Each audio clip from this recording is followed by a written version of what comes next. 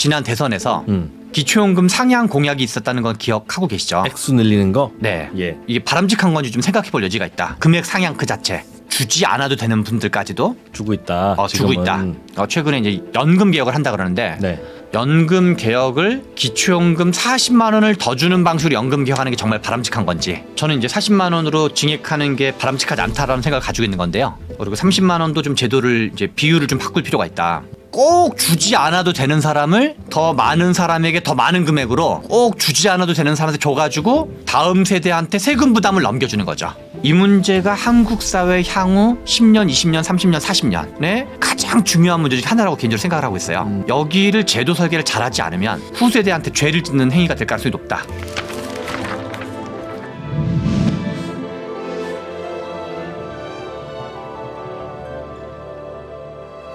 네, 최병천 소장의 불평등 연구 날로 흥미를 더해가고 있긴 합니다만 심각한 이야기를 하시는 바람에 좀 더 깊은 생각할 거리를 던져 주시는 것 같기도 합니다. 오늘은 우리나라의 노인 정책 중에서도 특히 후기 노인 이 가장 취약한 계층으로 남아 있고 이 계층에 대한 맞춤형 정책이 필요하다는 이야기까지 지난 시간에 하셨는데 오늘 이야기를 계속 좀 이어가 보죠. 신성장 경제연구소 최병천 소장과 이야기 이어갑니다. 어서 오세요. 네, 안녕하세요. 노인들이 문제다 우리나라는 네. 특히 후기 노인으로 불리는 노인들이 문제다. 왜냐하면 그들은 아무런 대책도 없이 뭐 정책도 없이 뭐 그럴 때 하필 살아온 계층이라 네. 그 이후부터는 좀 괜찮고 복지제도도 있고 국민연금도 있고 그런데 거기서 큰 구멍이 나 있으니 이거는 가장 시급하게 먼저 떼워놔야 된다. 안 그러면 이분들 다 돌아가시고 나면 케어할 방법도 없다 이제. 네. 근데 그 얘기까지 해주셨는데 네. 알겠는데 그래서 우리는 기초연금이라는 것도 있고 네. 기초생활 뭐 수급 맞습니다. 국민기초생활보장제도라고 보통 하는데요. 있죠. 아주 네. 가난한 분들은 돕잖아요. 네. 근데 뭐 넉넉하지는 않을 것 같습니다만 많이 부족해요. 그것만 가지고는 뭐 정책이 어떤 게 문제라고 보세요? 크게는 김대중 정부 때 도입했던 이제 빈곤 정책이기도 하고 네. 자동방으로 약간 노인 빈곤 정책이기도 한 건데요. 그게 국민기초생활보장법이라는 게 있어요. 그래서 이분들한테는 뭐 생계급여라든가 뭐 의료급여라든가 이러저런 걸 이제 급여를 지급하고 있어요. 그런데 이거는 이제 약간 좀 인색했다 그럴까요? 이 적용 범위가 국민기초생활보장법은 약간 좀 이제 좀 그 꽤 이제 중위소득에서 한참 터져야지만 되는 거였어 가지고 빈곤 중에서도 해당하지 않은 분들이 되게 많았죠. 그런데 우리나라에서 이제 이 국민기초생활보장법은 약간 이제 빈곤 개념에 해당하는 거고 네. 노인 빈곤 문제를 획기적으로 해결한 시점은 그 분기점은 노무현 정부 때로 봐야 되는데요. 그게 이제 지금 얘기 드릴 기초연금이라는 제도인데요. 네. 이제 이후에 언젠가 한번 뭐 연금제도 관련돼서 얘기할 날이 있을 수도 있을 것 같은데 우리나라 국민연금법에 의하면 5년마다 재정 추계를 하게 돼 있어요. 네. 그래서 5년마다 재정 추계를 하는 이유는 현행 우리나라 연금제도 자체가 조금 내고 그러니까 저부담 중복지 방식으로 설계돼 있어요. 내는 돈에 지금은 한 2.5배가 평균이고요. 100원 내면 250만 원을 그러니까 100원 내고 250원을 받는 구조인 거예요. 옛날에는 거의 한 4배, 5배를 받았어요. 100원 내고 한 500원 정도 받았다 그럴까요? 근데 그거를 다음 세대한테 덤탱이 씌우는 방식으로 그 금액이 더 설계되어 있는 거거든요. 그래서 이거를 이 세대 간의 분담을 네. 조금씩 조정해 줘라. 그래서 예컨대 여기가 100원 내고 500원 받고 있는데 다음 세대는 실은 약간 극단적으로 말하면 500원 내고 100원 받는다는 얘기예요. 그 마흔 훗날 세대는. 예, 그러네요. 그러니까 여기는 100원 내고 500원 받는데 여기는 500원 내고 100원 받으니까 이걸 조금씩 옮겨라. 네. 그래서 네가 뭐 100원 내고 400원 받고 여기는 400원 내고 100원 받고 해서 이렇게 점진적으로 똔똔을 맞춰라. 예. 그게 5년마다 재정 추계라는 문제의식 핵심이에요. 한꺼번에 하기면 이제 사회가 감당이 안 되니까. 네. 근데 노무현 정부 때도 재정 추계를 했어요. 예.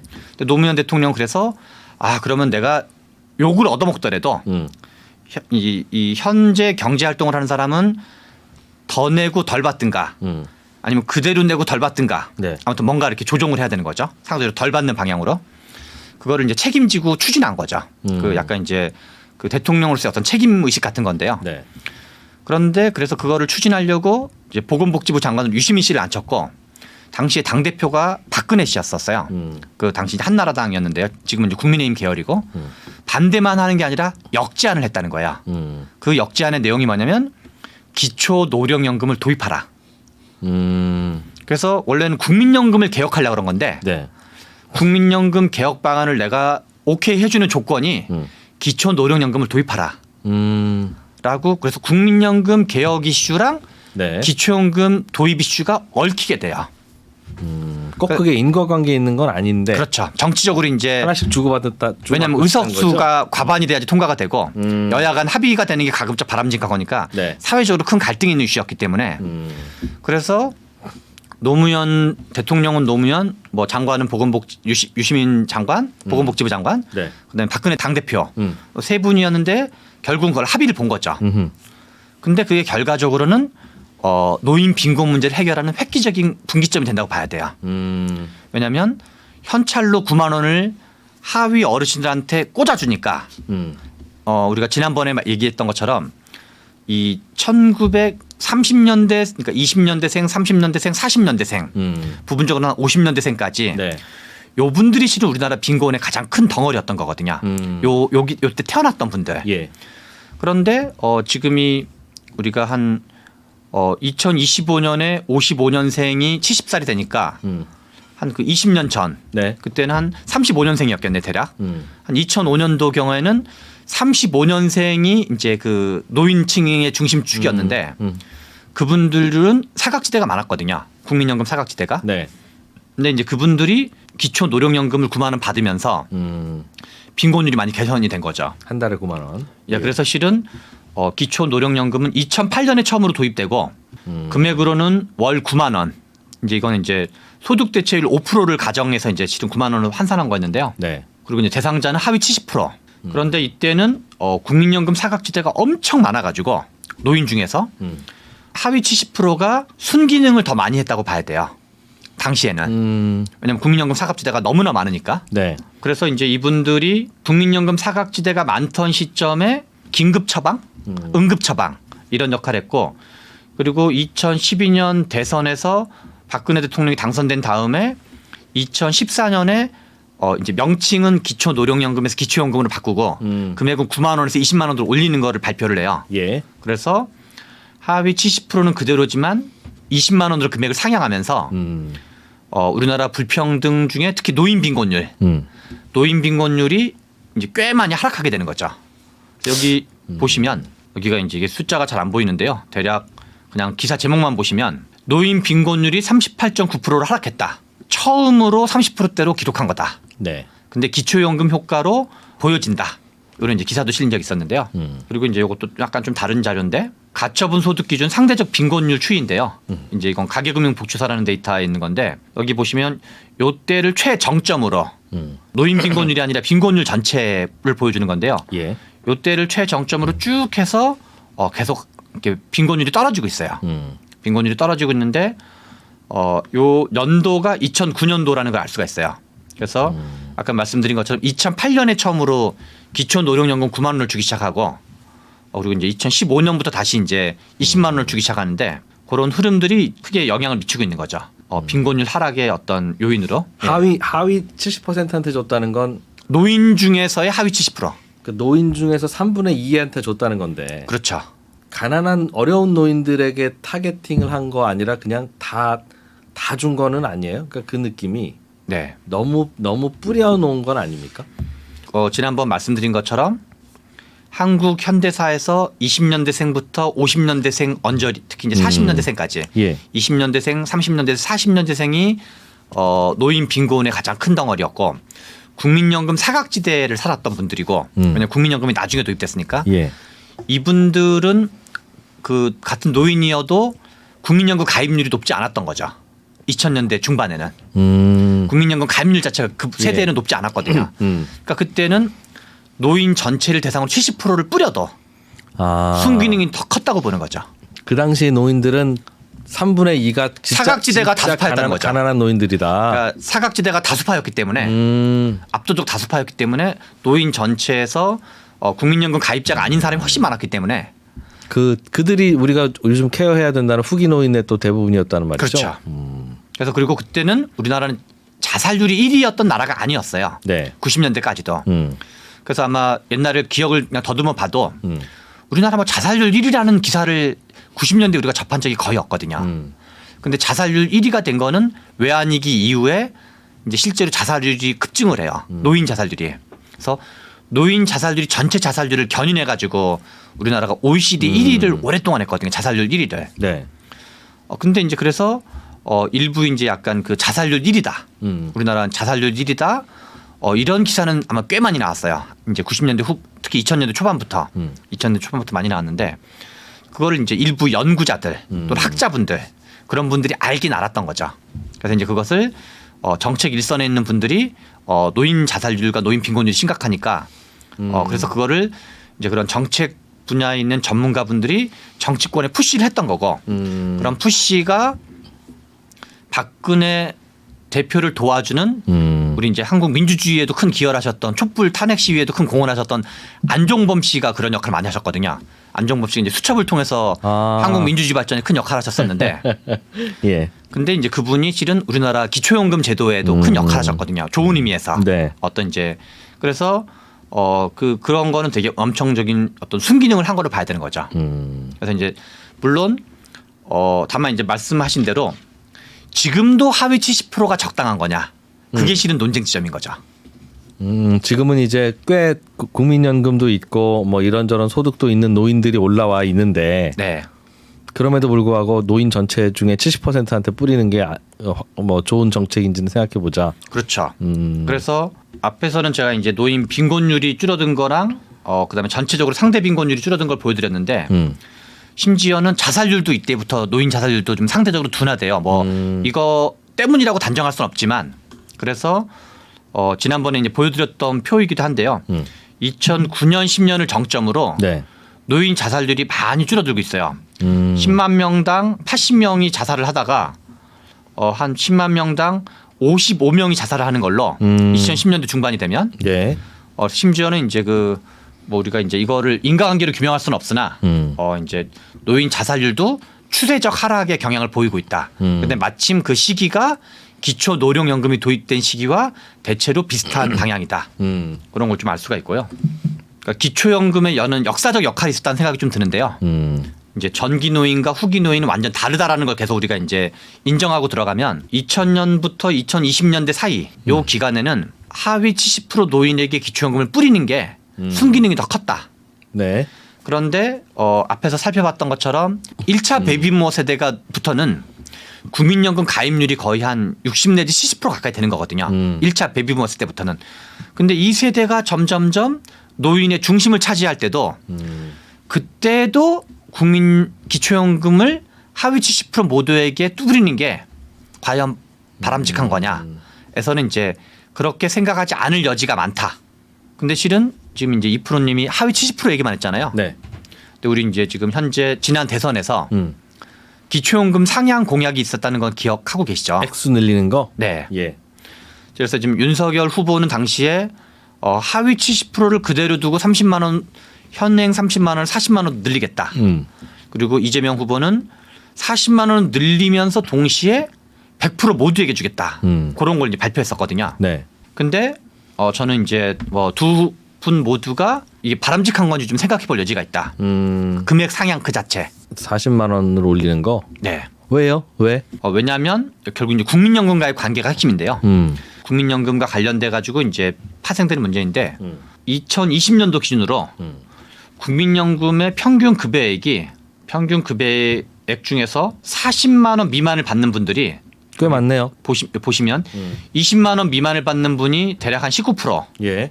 20 내지 40만 원을 받는 분이 44%. 예. 이걸 합치면 대략 63%예요. 예. 내가 국민연금을 내 돈으로 내고 국민연금은 이제 내가 돈을 내고 받는 거잖아요. 예. 물론 이제 국민연금도 내가 낸 돈을 적금처럼 받는 건 아니죠. 이 사회보장제도니까. 현재는 100원을 내면 한 250원 정도를 받도록 설계돼 있거든요. 평균적으로. 그래서 이제 그 150원은 우리 다음 세대 지금 유치원과 어린이집을 다니는 꼬맹이들한테 덤탱이를 씌운 건데 아무튼 간에 국민연금이 40만 원 살인 사람이 63.2%인데 기초연금을 40만 원 주면 약간 국민연금에 대한 메리트가 좀 떨어질 수 있는 거죠. 그렇죠. 예. 네, 메리트가 떨어지고 또 하나는 기초연금 대상자가 하위 70%라고 표현했는데 그분들은 어느 정도의 소득을 벌고 있냐? 네. 요게 이제 그 표인데요.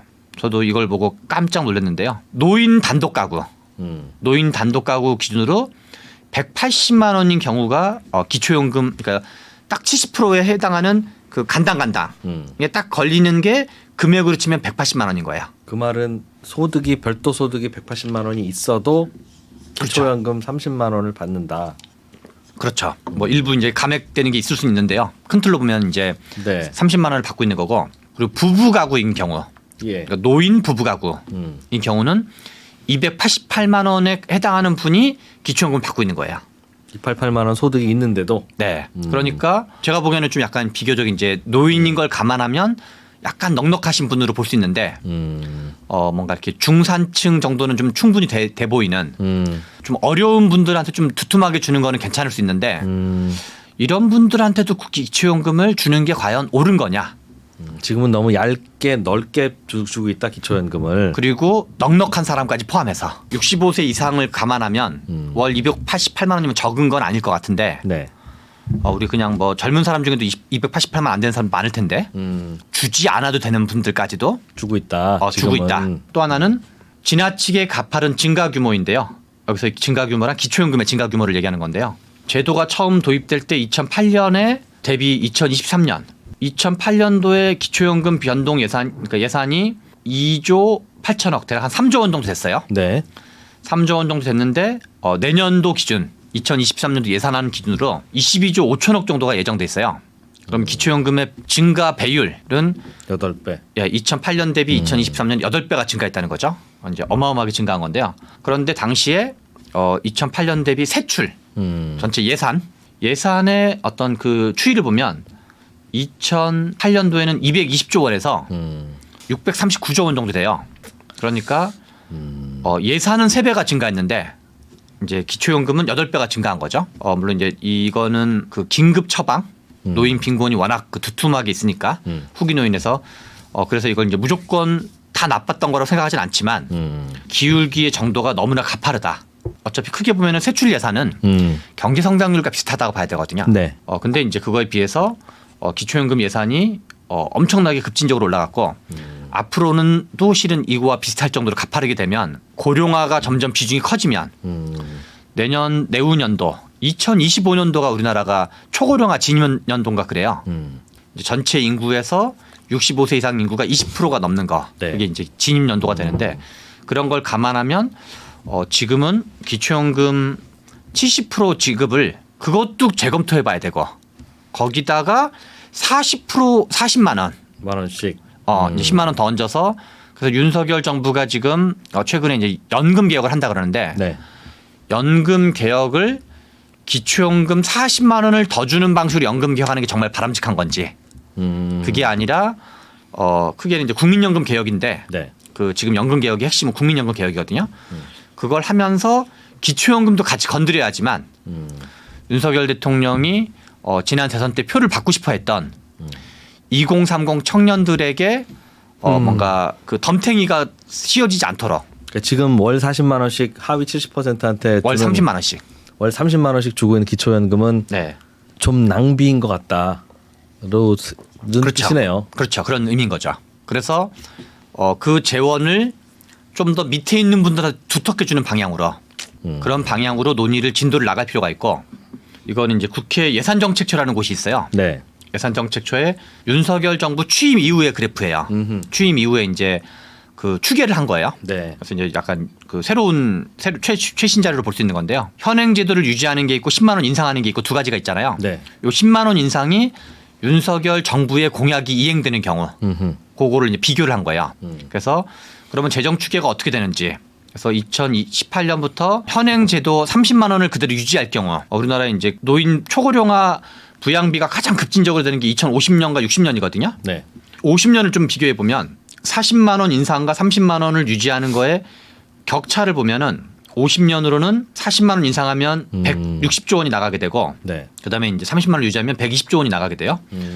참고로 2027년도 기준으로 우리나라 기초연금 예산이 30조 원 정도 돼요. 160조면은 네. 5배가 좀 더 증가되는 거죠. 예. 한 그 23년 만에. 그다음에 여기로 가면 한 4배 정도. 4배 약간 안 되게. 그래서 격차는 한 40조 원. 근데 이제 저는 이제 40만 원으로 증액하는 게 바람직하지 않다라는 생각을 가지고 있는 건데요. 그리고 30만 원도 좀 제도를 이제 비율을 좀 바꿀 필요가 있다. 왜 그러냐면 그 연금 제도야말로 아까 우리 뭐 교육이 100년지대계라는 표현 있잖아요. 교육 100년지대계 뭐 이런 네. 표현 있는데 예. 그러니까 100년을 바라보면서 멀리까지 내다보고 정책을 구상해야 된다. 이런 문제 의식인데 교육도 실은 이제 그런 측면이 분명히 있는데 제가 보기엔 연금 제도도 100년까지 몰라도 50년 정도는 보면서 가야 되거든요, 최소한. 왜냐하면 10만 원, 20만 원, 30만 원, 40만 원 줬는데 다시 줄이는 거는 어렵다는 거죠. 엄청 힘들어지거든요. 그래서 그걸 이제 우리가 복지의 하방 경직성. 올라가는 건 가능하지만 밑으로 내려오는 거는 엄청 힘들다. 그래서 한 번 올리면 네. 계속 그 돈을 줘야 되는 거거든요. 그런데 이 꼭 줘야 될 분들이냐? 그렇지도 않다는 거예요. 국민연금 가입률이 엄청 높아지고 있기 때문에. 이제 그러니까 이제 전기 노인들이 올라올 텐데. 그렇죠. 베이비 부머 세대가 노인이 본격적으로 되면 그러니까 실은 꼭 주지 않아도 되는 사람을 주고 있다. 주게 될 가능성이 높다. 더 많이, 더 많은 금액으로, 더 많은 사람에게 더 많은 금액으로 꼭 주지 않아도 되는 사람한테 줘가지고 이 다음 세대한테 세금 부담을 넘겨주는 거죠. 왜냐하면 이게 어디 하늘에서 돈이 떨어지는 게 아니잖아요. 세금 걷어서 쓰겠죠. 그렇죠. 걷어서 주는 건데 네. 그게 그럼 과연 바람직한 거냐. 그래서 연금 개혁의 취지가 궁극적으로 세대 간 균형 문제거든요. 연금 개혁이. 네. 근데 실은 기초연금 제도도 세대 간 균형 문제가 좀 발생하고 있다는 거예요. 그래서 국민연금 개혁과 같은 문제의식으로 기초연금 개혁도 같이 엮어서 해야지만 베이비 부머 세대 그 다음 세대가 덤탱이를 덜 쓸 수 있고 덜 받아야 된다는 거죠. 기초연금은. 그렇죠. 그러니까 이제 여기서 덜이라는 건 상층에 있는 분들 노인 중에서 이제 좀 국민연금으로 커버가 되는 분들은 이제 좀 기초연금을 덜 주는 방향으로 가는 게 옳다 이런 얘기를 드리는 거죠. 그래서 네. 그러니까 지금은 말씀하시는 게 야 지금은 하위 70%도 다 어려운 가난한 노인들이니까 우리가 이분들을 무시할 수는 없으니 드리는 게 맞지만 앞으로 쏟아져 나오는 노인들 예를 들면 최병천 노인, 네. 이진우 노인 이런 때쯤 되면 그래도 지금 노인들보다는 괜찮아. 네. 그런데 그 상황에서도 하위 70%한테 다 주면 특히 뭐 최병천 노인한테 가는 돈은 그거 뭐 굳이 안 가도 되는데 낭비하는 거다. 네. 그 말인데 네. 최병천 노인도 그 돈 받아서 쓰실 거 아닙니까? 그래도 소비 성향이 저소득이니까 소비 성향은 높으실 거고. 네. 저소득인 것도 맞고 소비성이 높은 것도 맞는데요. 네. 그래서 그냥 드려도 되지 않나요? 그러면 쓰면 부가세도 거칠 거고 쓰면 또 자영업자도 잘 살 거고 그럼 자영업자가 소득세 내고 해서 결국은 재정에 도움이 되는 그렇게 재정이 중요하면 세금 하나도 안 걷고 하나도 안 쓰는 게 맞는데 근본적으로는 재정이라는 건 적자 재정을 또 할 때도 있지 않습니까? 그래 부어야 또 그게 돌아서 결국은 GDP도 성장하고 그래야 또 내년에 세수 기반도 생기고 그런 논의는 안 해도 그러니까 이제 돼요. 우리가 소비 성향이란 말을 쓸 때 네. 들어오는 돈 대비 쓰는 돈의 비율이 소비 성향 같은 거잖아요. 그냥 단순하게 얘기하면 내가 10,000원이 생겼는데 5,000원을 썼다. 네. 그럼 소비 성향이 0.5가 되는 거잖아요. 50% 예. 네, 그래서 이제 50%는 뭔가 저축을 하거나 하는 거고 50%는 쓰는 거고 네. 상대적으로 이제 저소득층일수록 당장 먹고 사는 게 중요하니까 소비 성향이 높겠죠. 뭐 네. 0.8을 쓴다든가 0.9를 쓴다든가 그 문제가 하나가 있고 근데 저소득층한테만 그렇게 몰아준다. 예컨대 연소득이 뭐 한 500만 원 가까이 되는 사람, 아니 월소득이 500만 원 가까이 되는 사람과 100만 원 가까이 되는 사람이 있다. 500만 원이 A, 100만 원이 B다. 네. B는 빈곤층이거든요. 빈곤층한테 말씀하신 대로 넉넉하게 주면 한 뭐 100만 원을 더 얹어준다든가 예. 그러면 소비 성향이 높겠죠. 이분들은 뭐 0.9876 이렇게 소비를 하시겠죠. 근데 월 500만 원인 분도 물론 이제 딱 뭐 이게 정확한 데이터는 아니니까 500만 원인 분도 기초연금을 받고 있다. 40만 원씩. 이분은 소비 성향이 0.123 정도밖에 안 되겠죠. 주려면 몰아주는 게 낫다는 거죠. 그렇죠. 그리고 또 하나는 우리가 이제 세금과 경제 성장의 관계는 여러 가지 논란이 있을 수 있고 뭐 지금 법인세 논란도 있고 등긴 하지만 그거를 좀 극단적으로 비유를 하면 세금을 예컨대 60% 내는 거랑 한 뭐 계산하기 편하게 한 500만 원을 번다. 월 내가 500만 원을 버는데 거기서 세금을 내가 60% 낸다. 그럼 5, 6에 30, 300만 원을 세금을 내는 거랑 네. 그거의 절반인 30% 세금을 내는 거랑 그러면 500만 원에 30%면 150만 원이고 예. 또 그거의 절반인 뭐 15% 우리가 뭐 1%, 2%, 3%, 4%의 그 경제 활성화 여부는 좀 불투명하지만 덩어리를 크게 해서 10%, 20%, 30%, 40%가 출렁출렁 움직인다고 치면 세금이 높을수록 경제 활력을 떨어뜨리는 건 명백하다고 봐야 되거든요.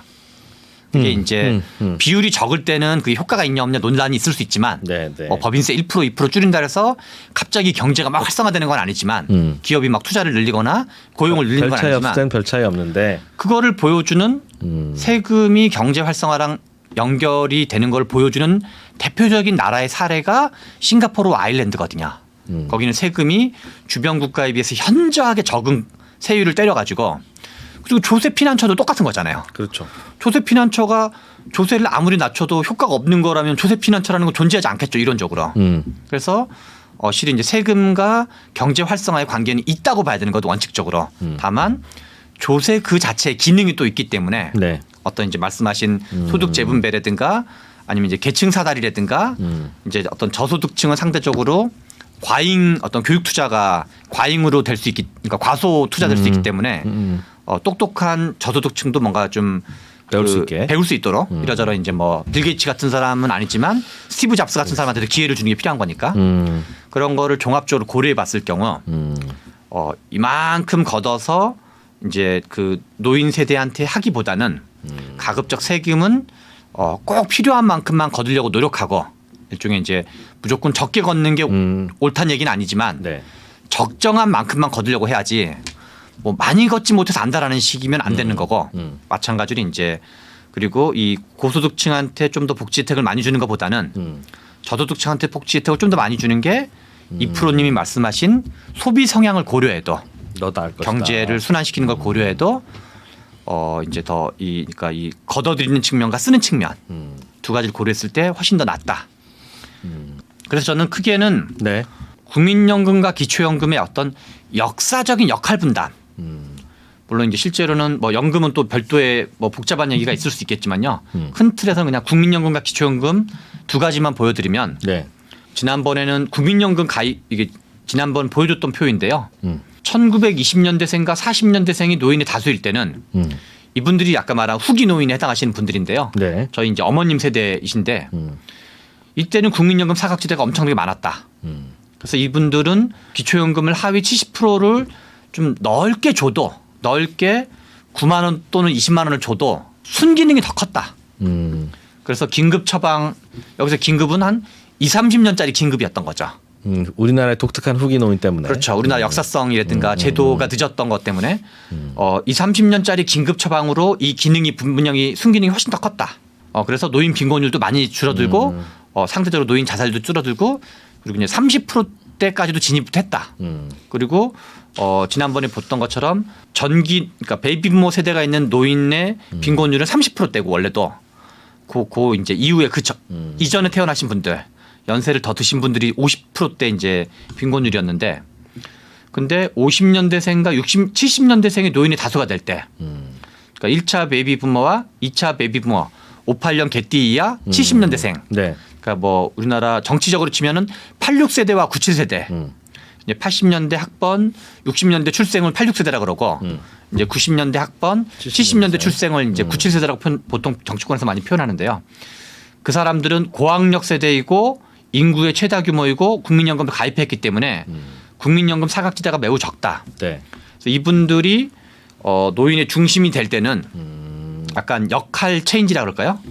그전에는 기초연금이 중심이고 국민연금이 보조 역할을 했다라면 그 이제 후기 노인 어르신들 때는 근데 베이비부모 세대가 중심일 때는 국민연금을 좀 중심축으로 가져가고 기초연금은 보조축으로 가져가면서 기초연금은 좀 상대적으로 어려운 처지에 있는 분들 그런 분들을 중심으로 지급해야지만 다음에 얘기하게 될 텐데 한국은 초고령화 속도가 고령화 사회, 고령 사회, 초고령 사회 이거를 이제 인구의 65세 이상 인구가 7%, 14%, 20% 고령화 사회, 고령사회, 초고령 사회라 그러는데요. 네. 이 7%에서 20%로 이전했던 속도 그게 프랑스는 155년이 걸렸고 네. 우리 복지국가의 모범이라는 스웨덴은 124년이 걸렸는데 한국은 25년밖에 안 걸려요. 그러니까 어마어마하게 노인들이 늘어나는. 노인이 늘어나는 속도가 빠른 거죠. 그거는 마치 증세 속도가 빠르단 말과 같은 말이거든요. 그러니까 그 노인 빠르게 늘어난 노인들한테 기초연금 40만 원씩, 30만 원씩 특히 뭐 100% 노인 다 드리겠습니다 하면 쓸 의미도 없고 가치도 적고 감당도 안 된다는 말이 그래서 같은데요. 후세대 이제 우리가 뭐 초고령화란 말과 폭탄을 결합하는 말이 뭐 적절한지는 잘 모르겠으나 그냥 좀 직관적으로 이해하는 차원에서 저는 초고령화 문제가 한국의 그러니까 우리가 저출산 고령화 또는 뭐 저출생 고령화 할 때 이 두 가지는 원인을 좀 일단 구분해서 볼 필요가 있는데 이 고령화 문제는 닥친 문제고 그리고 이거는 해결 가능한 문제라고 저는 생각을 하거든요. 이 아직 저출산 문제는 또 별개의 문제지만 이 문제가 한국 사회 향후 10년, 20년, 30년, 40년에 가장 중요한 문제 중 하나라고 개인적으로 생각을 하고 있어요. 여기를 제도 설계를 잘하지 않으면 여기에 좀 지나치게 정치권이 포퓰리즘적으로 접근한다든가 네. 아니면 이제 뭔가 좀 이렇게 약간 책임을 과도하게 회피한다든가 그리고 그런 거에는 이제 언론의 역할과 지식인들의 역할도 되게 중요하긴 할 텐데 사회적 합의를 만들어 나가야 되는 과정이 필요한 거니까 이 문제를 잘 설계하지 않으면 후세대한테 죄를 짓는 행위가 될 가능성이 높다. 우리 딱 자녀 세대 또는 거기 뭐 더 밑에 있는 조카 세대한테 슈퍼 울트라 초고령화 덤탱이 이런 거를 씌우게 되면서 후세대한테 죄를 짓는 것이 그러니까 뭐 의도했는 않은지 모르겠지만 그래서 이제 국민연금과 기초연금의 관계, 전기노인과 후기노인의 어떤 그 역할 분담, 제도에 대한 어떤 세팅 네. 이런 게 매우 중요한 상황에 있다라고 생각을 합니다. 1970년대생 노인들 아직은 노인이 아니죠. 60년대생 이제 막 노인이 되신 분들은 꽤 괜찮은가 봐요. 소득이 그래도 상대적으로 그렇다 봐야 되겠죠. 아까 월 소득 1인 가구인데 180만 원까지도 기초연금 받습니다. 네. 받으면 210만 원 됩니다. 네. 그렇게 말씀 주셨는데 그 180만 원이 실제로 들어오는 현금 캐시플로우가 아닌 경우들도 있긴 하죠. 즉 뭐 재산을 소득으로 환산한다든가. 그렇죠. 그거는 포함되어 있는 거죠. 그래서 뭐 완전 뭐 풀로 현금이라고 보기는 어렵죠. 풀로 현금은 아니죠. 꽤 많은 노인들이 그 재산을 소득으로 환산 당해서 네. 떨어져 나갔을 텐데 그렇군요. 그렇다 하더라도 그 수치의 변경, 그러니까 시기열로 보면 이제 매우 급진적으로 높아지고 있는 건 맞는 거죠. 네, 알겠습니다. 국민연금만 개혁을 해야 되는 줄 알았더니 기초연금도 브레이크 빨리 밟아야 되고 네. 노인표 때문에 기초연금 더 늘리겠다고 하는 정치권의 공약도 좀 신중하게 들여다봐야 되겠네요. 그리고 이미 정부가 출범했잖아요. 네. 윤석열 정부가 40만 원은 윤석열 후보의 공약이었거든요. 윤석열 대통령의 공약이었기 때문에 네. 윤석열 정부가 뭐 굳이 뭐 지지율을 떠나서라도 우리 대한민국의 어떤 지속 가능성, 그다음에 어떤 그 세대와 세대의 균형 문제 이거를 좀 약간 좀 책임 있게 접근하려면 40만 원 인상이 정말 바람직한 것인지 윤석열 대통령 본인이 그리고 국민의힘 관계자 전부가 생각해봐야 된다. 근본적으로 재검토해 볼 필요가 있다. 그래서 그런 사회적 합의를 만들어 나가는 과정이라면 저 같은 사람도 도와줄 생각이 있다. 정치적 유불리와 아무 관계없이. 노인 빈곤 문제는 그거대로 풀어야 되지만 초고령화라는 거대한 이슈 그리고 이제 전기노인과 후기노인의 차이점 제가 이제 몇 차례 쓴 표현이 있지만 이 노인 빈곤 문제도 역시 1차 방정식이 아니라는 거죠. 한 약간 2차, 3차, 4차 정도는 되는 방정식을 풀려고 어려워도 그렇게 풀어야 된다는 거죠, 우리가. 하위 30% 정도로 대상을 좁히면 네. 금액은 한 50만 원, 60만 원으로 좀 올려도 되거나 올려야 되지는 않아요? 그 얘기를 하는 겁니다, 저도. 그렇게 하자는 얘기인 거죠. 물론 이제 그게 30인지 40인지는 좀 논의의 여지가 있고 될 문제지만 그걸 한꺼번에 할 수 있냐 없냐는 별개 문제지만 가급적 저소득층에 해당하는 분들을 이프로님 표현에 의하면 30, 40, 50% 언저리에 있는 분들 네. 그런 분들한테 금액을 더 얹어서 주자는 거죠. 그거를 제가 이제 책에서는 좋은 불평등이라는 책에서는 보충연금이라고 표현을 했거든요. 근데 방식은 보충연금 방식도 있을 수 있고 국민기초생활보장법과 연계해서 개혁하는 것도 있을 수 있는데 이게 뭐 또 워낙 복잡한 얘기긴 한데 일단은 그거는 좀 생략하고 어려운 처지에 있는 분들을 좀 더 두텁게 주자. 장 시작 전부터 종료까지 쏟아지는 수많은 뉴스와 정보들. 이 중에서 어떤 것이 투자에 정말 도움이 되는 정보일까요? 3프로의 증시 셔터맨 박근영 마스터가 직접 정보를 선별하고 투자의 힌트를 드립니다. 시간도 아끼고 투자 아이디어도 얻는 시간, 박근영 부장의 마켓 힌트와 함께 하세요. 자세한 사항은 3프로TV 앱과 홈페이지를 확인하세요. 주기는 줘야 되는데 이제는 전산도 많이 좀 개발되고 그랬는데 그렇죠. 그냥 우리나라의 노인이건 뭐 젊은이건 그 누구건 소득이 없고 재산이 없으면 그건 국가에서 어느 정도 수준은 우리 국민이라면 이 정도는 있어야 된다. 그게 뭐 월 50일 수도 있고 월 150일 수도 있고 정하기 나름이지만 그걸 그냥 보장을 해주면 네. 그 사람이 70세건 17살이건 뭐 47세건 뭐 서울에 살건 지방에 살건 장애인이건 아니건 그렇게 해주면 될 텐데 그게 너무 후해서 나 일 안 해가 되지만 않으면 되겠죠. 네. 그러면 뭐 노인들에게 얼마 줍시다 뭐 누구에게 뭐 그런 공약들 싹 없앨 수 있지 않습니까? 그냥 우리나라는 이 정도 소득이 안 되고 그런데 재산이 있으면 그 재산을 정부가 유동화해서 주고 재산을 가져가면 되겠죠. 그게 아니면 그냥 준다. 필요하면 돈을 찍어서라도 준다. 그렇게 되면 될 텐데 왜 매번 여기 또 들여다봐야 되고 여기 또 가난한 분 있네 뭐 하면서 할 때마다 그렇게 주니까 부자인데도 받는 분들도 항상 생기고 지금 노인들 기초연금 받는 분들 중에도 꽤 부유층도 있을 거 아니겠습니까? 되게 중요한 얘기를 하신 거라 저는 생각이 드는데요. 이제 이거는 더 연구를 진도를 나가봐야 될 문제인데요. 스웨덴 복지국가의 특징 중에 하나가 스웨덴이 이제 그 세금률이 되게 높거든요. 뭐 한 50% 가게 된다고 보통 그러는데 그런데 스웨덴은 세금 정보를 개인 정보로 간주하지 않고 공적 정보로 간주한다는 거예요. 예. 그래서 만약에 이프로님이 김밥집을 차렸는데 그 뭐 이프로 김밥이라는 게 있으면 이프로 김밥이 요즘 얼마나 버나라고 세금을 얼마나 내는지 검색을 할 수 있다는 거예요. 네. 최병천 같은 사람도. 그러니까 마치 우리 블록체인 원리처럼 서로가 검색이 되니까 오히려 세금에 대한 투명도와 신뢰도가 높은 거예요. 그러니까 내가 세금을 내는 게 나만 뭔가 불이익을 받는 게 아니라 우리가 서로 그런 거구나. 왜냐하면 상호 감시를 하는 거니까 자연스럽게. 네, 그러니까요. 그럼 방금 말한 원리를 한국적 현실에 적용을 해보면 가장 중요한 거는 국세청이 정보를 가장 많이 갖고 있거든요. 그래서 개인 소득에 대한 정보. 그리고 다른 정보도 마찬가지인 거죠. 왜냐하면 세금은 결국은 다 국세청으로 거치는 거니까. 네. 그래서 실은 한국의 복지제도와 행정 기능을 국세청과 연동해서 통합해야 되는 거예요. 그러니까 국세청이 재산과 소득을 알고 있을 테니. 그런데 지금 우리가 보통 4대 보험이라 그러잖아요. 국민연금관리공단, 건강보험공단 이렇게 다 분리돼 있잖아요. 네. 그리고 국세청도 따로 있고. 그래서 뭐 조직은 조직들이 존재한다 하더라도 일종의 뭐랄까 전자정부와 복지국가를 연계하는 것. 그러니까 전자정부, 복지국가, 국세청의 세원 데이터 세 가지를 연계하면 만약에 이프로님이 지금은 뭐 이렇게 저렇게 해서 소득이 빵빵하더라도 본의 아니게 여차저차 해가지고 뭔가 빈곤 상황이 됐다. 네. 또는 제가 그런 상황이 됐다. 그러면은 우리가 세금을 조금밖에 소득이 현저하게 줄어들면 마치 이 데이터를 통해서 우리가 이제 지금 거동이 불편한 어르신들은 AI로 지금 케어가 가능한 기술들도 적용이 부분적으로 되고 있거든요.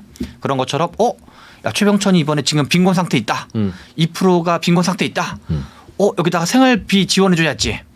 라는 게 거의 뭐 그 AI에 준할 정도로 약간 데이터상으로 마치 우리 CCTV를 봐가지고 여러 가지 뭐 감시하는 그런 것처럼 그런 게 제가 보기에는 가능성이 충분히 존재하고 그래서 그러려면 결국 이제 한국적 현실에서는 국세청 플러스 복지국가와 연계하는 또는 전자정부와 연계하는 예. 행정통합인 거죠 일종의 여러 가지 데이터를 통합해서 하면은 제가 보기에는 충분히 논의를 더 나가볼 수 있는 국세청이 그걸 안 주나 봐요. 정치권이 그 관심이 아직은 적고 그리고 연구도 좀 적고 왜냐하면 이게 이제 아이디어한 것만으로 정책을 추진할 수는 없거든요. 그러니까 그냥 전 그러니까 국민의 혈압을 다 잴 수 있으면 그렇죠. 혈압이 140이 넘는 국민들에게는 혈압약을 준다. 그렇죠. 그러면 뭐 노인 기초 혈압제 뭐 이런 거 필요 없지 않습니까? 노인 기초 혈압제가 공약으로 나올 수 있겠죠. 거꾸로. 그러니까 그게 그분이 노인이건 아니건 그냥 그쵸. 맞춰서 다 주면 되는 걸 지금 네. 우리는 노인들 중에는 고혈압 환자가 많은 것 같으니까 전 노인의 40%에게 혈압약을 제공합시다. 네. 이런 짓을 하고 있으니 그렇죠. 그 중에는 저혈압 환자도 있을 거고 네. 고혈압 환자 중에는 못 받는 분도 있을 거고 맞습니다. 혈압약 한 알 먹어도 되는데 두 알 받는 분도 있을 거고 반대도 있을 거고. 근데 아예 깜깜이라면 그렇게 해도 되는데 소득 알고 재산 알고 다 아는 나라에서 그렇죠. 왜 매번 그런 식으로 가서 뭐 그렇게 하느냐는 거죠. 말씀하신 거에 그 적극 이 공감하고 얘기는 아니지만 적극 공감하고 그리고 그거를 실제로 이제 정치적 단위에서 네. 또는 이제 연구자 쪽에서 그걸 좀 본격적으로 추진할 필요가 있고. 근데 좀 해주셨으면 좋겠어요. 네. 저는 가끔씩 그 TV 광고나 이런데 보면 네. 뭐 초록우산 어린이재단 네. 혹은 뭐 무슨 유니세프 어딘가에서 그 뭐 할머니와 혼자 사는 뭐 네, 네. 누구는 뭐 부모님이 어릴 때 세상을 떠나시고 이렇게 해서 뭐 학비도 못 내고 옷도 못 사 입어요. 아니 그런 친구가 있으면 당연히 국가가 가서 해줘야 되는 거고 그렇죠. 국가가 이미 해줘야 되죠. 그러니까 야 저거는 말도 안 돼. 저런 아이가 우리나라엔 있을 리가 없어. 이 정도 일정 수준 이하의 경우에는 국가가 자동으로 가서 국세청 데이터 보고 개입할 수 있게 되어 있어만 되면 그것도 저것도 아무도 신경 안 써도 되는 건데. 맞습니다. 그러니까 세금만 잘 내면 되지 우리가 주변의 불이웃에 대해서 굳이 뭐 매일매일 가슴 아플 필요가 없는 건데. 불이웃을 하라고 우리가 세금을 통해서 사회복지제도가 존재하는 거죠. 사회보장제도가 원래 그런 역할을 하고 그걸 있는 상황 거니까. 봐서 딱 꽂아주면 되지. 이분이 70세가 넘는지 뭐 뭔지 이걸 굳이 왜 하냐는 거죠. 왜 청년인지 아닌지를 왜 따지고 그런 것 그렇지 않습니까? 모르겠습니다. 아니 좋은 생각이고 중요한 생각을 생각합니다. 실제로. 네. 자 오늘은 그래서 결론은 기초연금을 과거의 후기 노인들 우리나라의 특수한 역사와 아픔을 갖고 있는 노인들을 대상으로 긴급하게 뿌린 그런 정책이라는 생각을 가져야지 이게 앞으로 대한민국 노인들에게는 다 주어지는 거고 좀 더 대상도 확대하고 금액도 높여야 된다는 생각은 잘못된 것 같다. 네. 그거 빨리 손봐야 된다 오히려 그런 얘기를 해주셨네요. 알겠습니다. 우리나라 노인 얘기 요거로 끝입니까? 아니면 조금 더 들어가 한 봐야 번 정도 되나요? 더 있을 것 같습니다. 알겠습니다. 그 얘기까지 그럼 다음 시간에 이어서 듣는 걸로 하고요. 이번 시간 여기까지 하죠. 고맙습니다. 예, 감사합니다.